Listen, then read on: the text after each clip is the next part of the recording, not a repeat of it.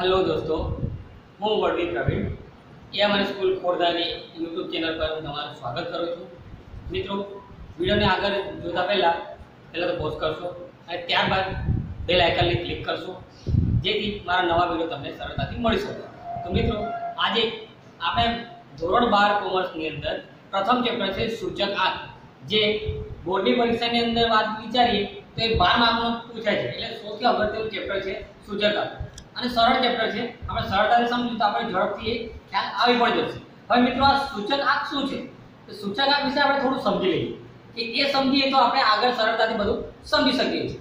તો મિત્રો, સૂચક આંક એવી વસ્તુ છે કે કોઈ પણ એવી વસ્તુઓ કે એનું વેચાણ કેટલા પ્રમાણમાં થયું છે, એમાં વધારો થયો છે, ઘટાડો થયો છે, એમાં અમુક પ્રકારના પરિવર્તનો આવતા હોય છે। તો એ જે પરિવર્તનો છે એ જાણવા માટે આપણે સૂચક આંકનો ઉપયોગ કરીશું। તો હવે સૂચક આંકને સમજતા પહેલા આપણે બે શબ્દો સમજવા ખૂબ જ જરૂરી છે, કેમ કે કોઈ પણ વસ્તુની અંદર જ્યારે ફેરફાર થાય છે, કેટલા પ્રમાણમાં થયો, કેવી રીતે ફેરફાર થયો, એ સમજવા માટેની પદ્ધતિઓ સમજવી પણ આપણે જરૂરી બની હતી। તો બે વસ્તુ આપણે સમજી લઈએ કે નિરપેક્ષ માપ અને સાપેક્ષ માપ, એ બંને વસ્તુ સમજવાનો પ્રયાસ કરીએ। એક એક્ઝામ્પલ છે, એ એક્ઝામ્પલના આધારે આપણે સમજીએ છીએ। મિત્રો, કોઈ પણ વસ્તુ હોય એને માપ સમજવા માટે કે તફાવત સમજવા માટે બે વસ્તુ આપણે કે નિરપેક્ષ માપ છે અને એક સાપેક્ષ માપ છે। તો એ સમજવા માટે એક કોષ્ટક મેં બનાવ્યું છે, એ કોષ્ટકના આધારે આપણે સમજવાનો પ્રયત્ન કરીશું। મિત્રો, વસ્તુ લીધી છે ઘઉં ચોખા, એના માટે એ વર્ષ લખે છે 2013 2014। હવે ધારણા કરી લઈએ કે આ જે બે વસ્તુ છે એ વસ્તુ આપણે આપી છે કિલોગ્રામની અંદર, એવી આપણે ધારણા કરીએ છીએ।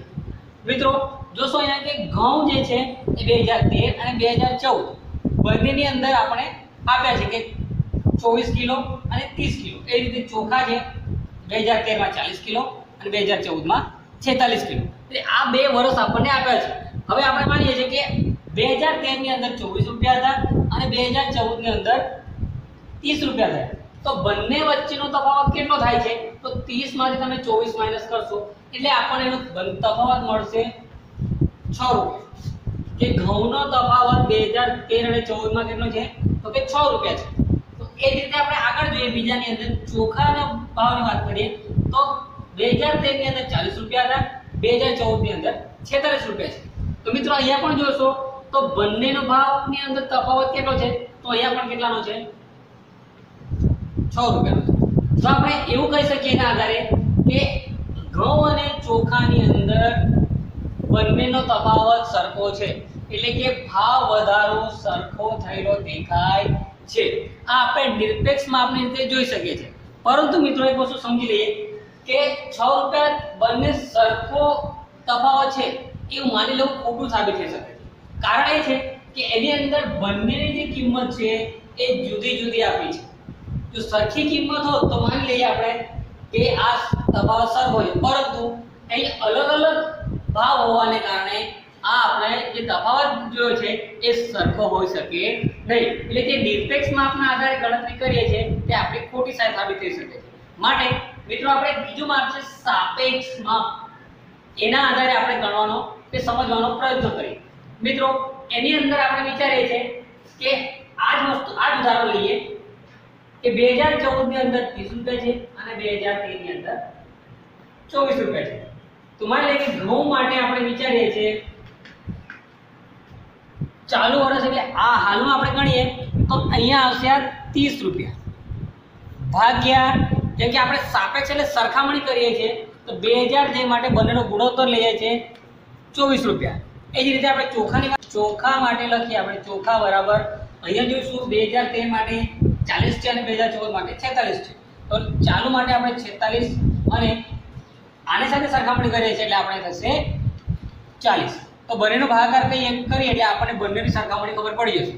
30 ભાગ્યા 24 કરીશું એટલે આપણને મળશે 1.25, જ્યારે 46 ભાગ્યા 40 કરીએ છીએ તો આપણને મળે છે 1.15। હવે મિત્રો, આ બંને સાથે આપણે સરખામણી કરીએ તો આપણને સીધો હવે ખ્યાલ આવે છે અહીંયા 1.25 છે કે 1.15 છે, એટલે વધારે ફેરફાર ઘઉંની અંદર થયો છે। આ સાપેક્ષ રીતે આપણે આ રીતે ખ્યાલ આવે।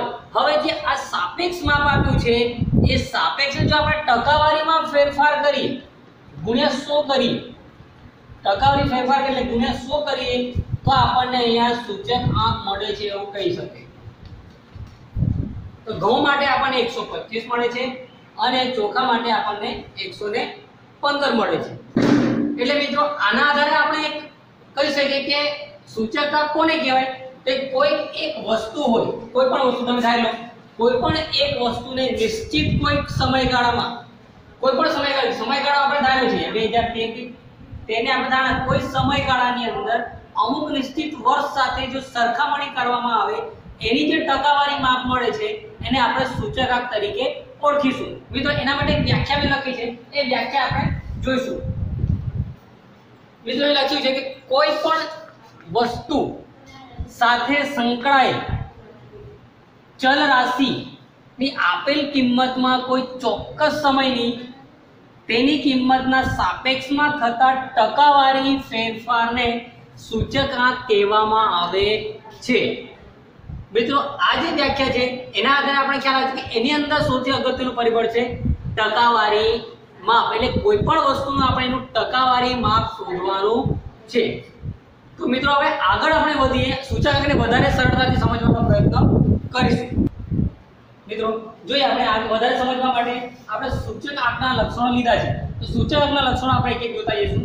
સૂચકાંક એક સાપેક્ષ માપ હોવાથી એકમથી મુક્ત છે। એટલે કોઈ પણ એકમ સાથે એને એવો કોઈ નિસ્બત નથી કે એકમ અમુક એકમ માટે કામ કરે છે એવું પણ નથી। કોઈ પણ એકમ સાથે કામ કરી શકે છે અને સરખામણી એ કરવા માંગે છે, એટલે એ એકમથી મુક્ત માપ છે। આગળ જોઈશું નંબર 2, સૂચકાંક એ તુલનાત્મક માપ છે। એટલે કોઈ પણ વસ્તુ સાથે એની તુલના કરવામાં આવે છે, સરખામણી કરીએ છીએ, માટે એ તુલનાત્મક માપ કહી શકીએ છીએ। અને આ જે સૂચકાંક છે એ ટકાવારી સાથે સંબંધ ધરાવે છે। કોઈ પણ વસ્તુનો જે ફેરફાર છે એને આપણે ટકાવારીની અંદર ફેરફાર કરીશું, માટે એ ટકાવારીને ફેરફાર દર્શાવતું એક માપ છે। અને ચોથું, સરેરાશના બધા લક્ષણો ધરાવે છે। જે સૂચકાંક છે, જે સરેરાશ આપણે ગણીએ છીએ એ દરેક પ્રકારના માપ અહીંયા આપણને દર્શાવે છે। એટલે આ લક્ષણો આપણે થોડુંક સમજી લઈશું એટલે સૂચકાંક આપણે સરળતાથી સમજી શકીએ છીએ। હવે સૂચકાંક માટે એક બીજી એક વસ્તુ સમજાવી દઉં છું। આપણે આગળ ગણવાના છે કે આધાર વર્ષ અને ચાલુ વર્ષ, એ આપણે ટૂંકમાં સમજી લઈએ છીએ જેથી આપણે ગણતરી કરવામાં સરળતા પડી શકે છે। મિત્રો એક વસ્તુ સમજાવું છું કે આધાર વર્ષ અને બીજું વર્ષ લઈ લઉં છે ચાલુ વર્ષ। આ બે વર્ષને ખાસ સંબંધ છે। મિત્રો પહેલા ચાલુ વર્ષ સમજાવી દઉં। ચાલુ વર્ષ એટલે એ વર્ષ કે જેની ગણતરી હાલમાં આપણે કરવા માંગીએ, જેની સરખામણી કરવા માંગીએ છીએ, એ આપણા માટે ચાલુ વર્ષ। એ આગળના આપણે એક દાખલામાં જોઈએ કે 2013 અને 2014 આપણે એની અંદર 2014 ની સરખામણી 2013 સાથે કરી તો અહીં જોઈશું આપણે 2014 જે છે એ ચાલુ વર્ષ કહેવાય।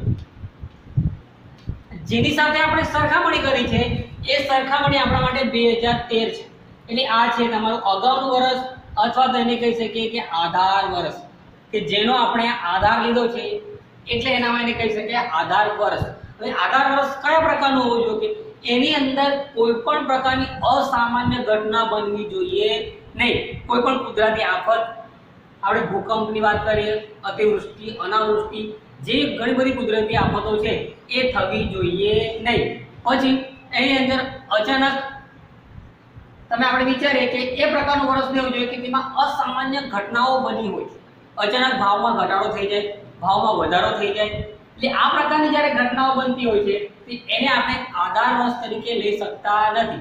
જો આધાર વર્ષ તરીકે લઈએ તો આપણે જે પણ ગણતરીઓ છે એ યોગ્ય સાબિત થઈ શકે નહીં, કેમ કે એની અંદર ભાવમાં વધારો કે ઘટાડો આ બે પ્રકારની વસ્તુ આપણને વધારે પ્રમાણમાં જોવા મળે। એટલે જે આધાર વર્ષ આપણે લઈએ છીએ એ એકદમ સામાન્ય વર્ષ હોવું જોઈએ।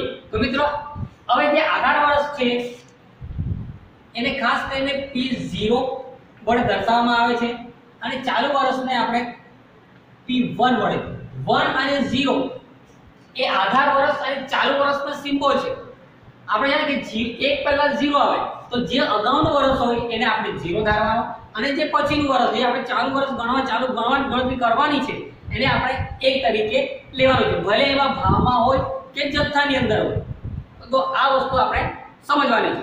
મિત્રો આજના વિડીયોની અંદર આપણે જોયું કે સૂચકાંક કોને કહેવાય, એના લક્ષણો કયા છે, એને સાપેક્ષ માપ, નિરપેક્ષ માપ, આધાર વર્ષ અને ચાલુ વર્ષ એની ગણતરી કે સમજી ગયા હશે એવું હું માનું છું. મિત્રો લાઈક કરશો, કમેન્ટ કરશો, જેથી મારા આગળનો વિડીયો તમને મળી શકે. Thank you.